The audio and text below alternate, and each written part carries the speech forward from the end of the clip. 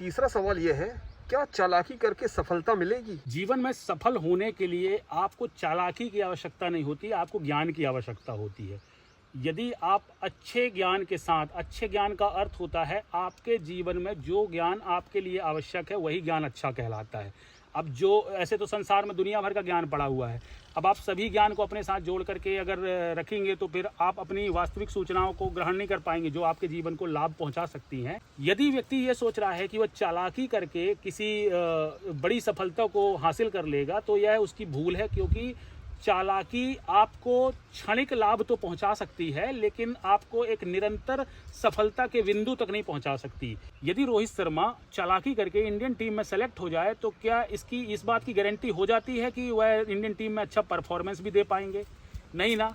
जब तक आपके अंदर आपकी मेहनत नहीं है, जब तक आपका संघर्ष आपके काम के साथ नहीं है, तब तक आप सफलता की उम्मीद छोड़ दीजिए। क्योंकि यदि आप किसी क्षणिक विषय को प्राप्त कर लेने को सफलता मान रहे हैं तो सफलता के मायने आपके जीवन में बहुत छोटे से हैं। सफल उसी व्यक्ति को कहा जाता है जो अपने जीवन के निरंतर बढ़ते हुए कार्य में आनंद प्राप्त कर रहा हो।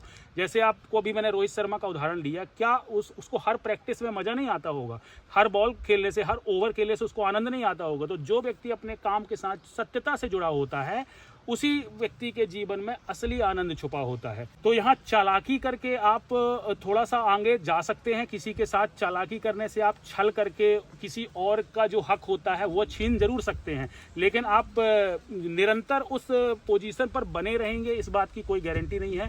क्योंकि जब तक आपके अंदर वह हुनर नहीं है और आप बिना हुनर के किसी जगह को प्राप्त करना चाहते हैं या किसी विषय वस्तु को धारण करना चाहते हैं, तो जब तक आपने उन्हें उस लायक तपस्या नहीं की है, जिसे हम तप कहते हैं, जब तक आपने तप नहीं किया तब तक आपको उस विषय को प्राप्त करने का आपको कोई अधिकार नहीं।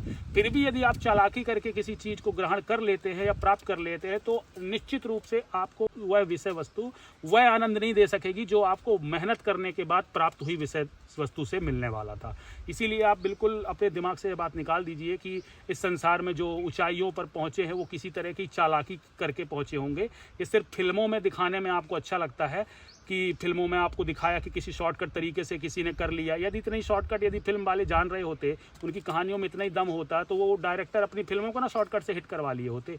तो आप इस चीज़ को खुद समझिए कि चालाकी और शॉर्टकट नहीं होती। हर व्यक्ति की कामयाबी के पीछे उसकी कई वर्षों की कड़ी मेहनत होती है जिसे हम नहीं देख पाते। हम इस ग्लैमर भरी दुनिया में, जो चमक धमक भरी दुनिया है, उसमें हम लोगों को पहचानने में भूल कर बैठते हैं।